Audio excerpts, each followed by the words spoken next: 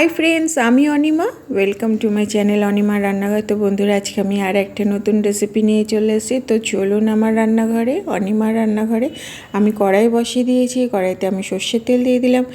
তো আজকে আমার রেসিপিটা পুরো সর্ষের তেল দিয়েই বানাবো। আমি এখানে বানাবো রুই মাছের আলু দিয়ে ঝোল। তো প্রথমে আমি মাছগুলোকে লাল লাল করে ভেজে নেব। তো এই রেসিপিতে একটা নতুনত্ব এই যে আমি কাঁচা ধনে বাটা দেবো এই রেসিপিটাতে।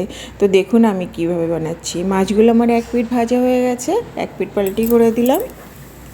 দেখুন এই মাছগুলো ভাজা হয়ে গেছে আমার। আরও আমি কড়াইতে মাছ দিয়ে দিলাম।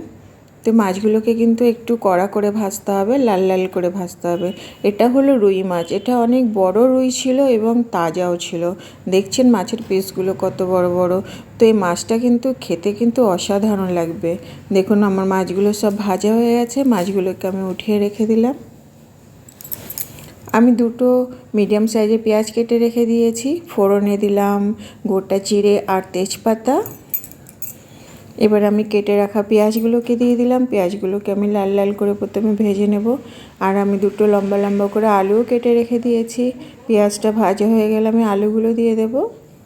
এবার আমি আলুগুলোকে দিয়ে দিলাম। পেঁয়াজের সাথে আলু পুরো আমি একসাথে পুরো ভালো করে ফ্রাই করব। লবণ দিলাম। লবণটা আপনারা স্বাদ অনুসারে দেবেন, যতটা দরকার ততটাই দেবেন।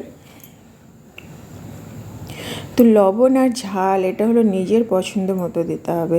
আর এখানে আমি একটা মশলা রেডি করেছি, আদা আর কাঁচা লঙ্কা। তো আদা আর কাঁচা লঙ্কার পেস্টটা আমি দিয়ে দিলাম। দিয়ে আরও আমি 2 মিনিট ভালো করে কষিয়ে নেব। এবার আমি দুটো বড় সাইজের টমেটো ছোটো ছোটো করে কেটে দিলাম। এবার একসাথে পুরো ভালো করে ফ্রাই করব।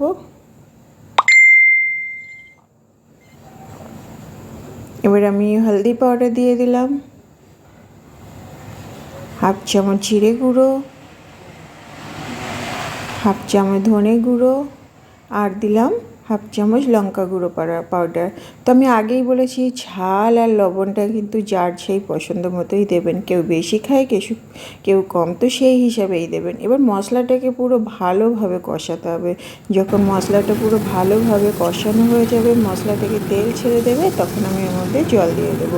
দেখুন কষানো হয়ে গেছে। এবার আমি পরিমাণ মতো জল দিয়ে দিলাম। ঝোলটা ফুটে উঠলে আমি মাছগুলোকে দিয়ে দেবো। তো এই রেসিপিটা কিন্তু একদম অল্প মশলাতেই রেডি হয়, বেশি মশলা লাগেই না। এবার ভেজে রাখা মাছগুলো আমি দিয়ে দিলাম।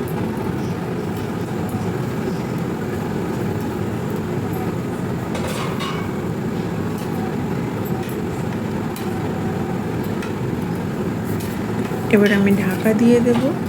5 থেকে 7 মিনিট পর আমি ঢাকনাটা খুলে দেখব। এই সময় গ্যাসের ফ্লেমটা লো টু মিডিয়ামে থাকবে। দেখুন আমার রেসিপিটা প্রায় রেডি। মাছের ঝোলটা পুরো ফুটছে। আমি আলুগুলোকে দেখব কতদূর সিদ্ধ হলো। আলুগুলো আমার পুরো সিদ্ধ হয়ে গেছে। আমি কাঁচা ধনের একটা পেস্ট বানিয়ে রেখে দিয়েছি। লবণটা দেখে নেব কতটা দরকার। এর মধ্যে আরও আমাকে লবণ দিতে হবে। তো লবণটা আমি দিয়ে দিলাম। তো লবণটা কিন্তু স্বাদ অনুসারেই দেবেন, যতটা দরকার সেই হিসেবেই দেবেন। এবার আমি কাঁচা ধনে বাটাটা দিয়ে দিলাম। এই যে কাঁচা ধনে বাটাটা দিলাম, তো মাছের স্বাদটা কিন্তু একদম দ্বিগুণ হয়ে যাবে। তো আপনারাও বন্ধুরা ঘরে একবার এইভাবে বানিয়ে খেয়ে দেখবেন। এই কাঁচা ধনেটা বাটা যে দিলাম লাস্টে, এতে সুন্দর একটা গন্ধ, সুন্দর একটা সেন্ট বেরোয়, আর মাছটা খেতেও অসাধারণ হয়ে যায়। তো আমার রেসিপিটা পুরো রেডি। তো কাঁচা ধনে বাটা দিয়ে মাছের ঝোলের রেসিপিটা আপনারা অবশ্যই একবার বানাবেন। আমি গ্যারেন্টি দিয়ে বলছি খেতে অসাধারণ হবে। তো আমার রেসিপিটা যদি ভালো লাগে তো একটা লাইক কমেন্ট শেয়ার অবশ্যই করবেন। তো চলো টাটা।